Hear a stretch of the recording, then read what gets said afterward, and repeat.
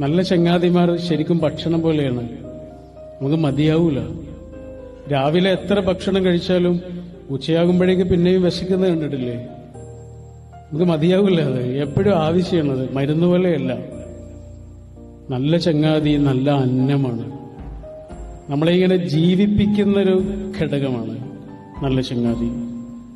അതുകൊണ്ടാണ് ഒരു മനുഷ്യനെ മറ്റൊരു മനുഷ്യന് കൊടുക്കാവുന്ന ഏറ്റവും മനോഹരമായ സമ്മാനം ഏറ്റവും നല്ല സൗഹൃദം സമ്മാനിക്കലാണ്. അത് ഏതൊരു ബന്ധം നിങ്ങൾ എടുത്തു നോക്കൂ, സൗഹൃദം കലർന്നിട്ടുണ്ടോ ആ ബന്ധം മനോഹരമായിരിക്കും. ബാലചന്ദ്രൻ ചുള്ളിക്കാടുണ്ടല്ലോ, മലയാളത്തിന്റെ പ്രിയപ്പെട്ട കവി. അദ്ദേഹമായിട്ട് മനോരമ ന്യൂസിൽ ജോണി ലൂക്കോസ് നടത്തിയിട്ടുള്ളൊരു ഇന്റർവ്യൂ ഉണ്ട്. ആ ഇന്റർവ്യൂവിൽ ബാലചന്ദ്രൻ ചുള്ളിക്കാട് വിജയലക്ഷ്മി എന്നൊരു കവിയെക്കുറിച്ച് ഇടയ്ക്കിടയ്ക്ക് പറയുന്നുണ്ട്. ഇടയ്ക്കിടയ്ക്ക് പറയുമ്പോഴൊക്കെയും അവരെക്കുറിച്ച് പറയുന്നത് എന്റെ സുഹൃത്ത് എന്നാണ്. വിജയലക്ഷ്മി ബാലചന്ദ്രൻ ചുള്ളിക്കാടിന്റെ ഭാര്യയാണ്.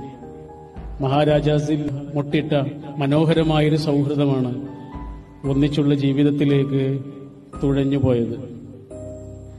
വിജയലക്ഷ്മിയെക്കുറിച്ച് പറയുമ്പോഴൊക്കെയും എന്റെ സുഹൃത്ത് എന്നാ പറയാ. അപ്പൊ ജോണി ലൂക്കോസ് ചോദിക്കുന്നുണ്ട്, ഭാര്യയെ സുഹൃത്ത് എന്നാണോ പറയുന്നത്? സാധാരണ അങ്ങനെ ആരും പറയാറില്ലല്ലോ. ചുള്ളിക്കാട് അതിന് കൊടുക്കുന്ന മറുപടി ഇങ്ങനെയാണ്, ജോണി, സൗഹൃദമാണ് എല്ലാ നല്ല ബന്ധങ്ങളുടെയും അടിസ്ഥാനം. ജോണി, സൗഹൃദമാണ് എല്ലാ നല്ല ബന്ധങ്ങളുടെയും അടിസ്ഥാനം.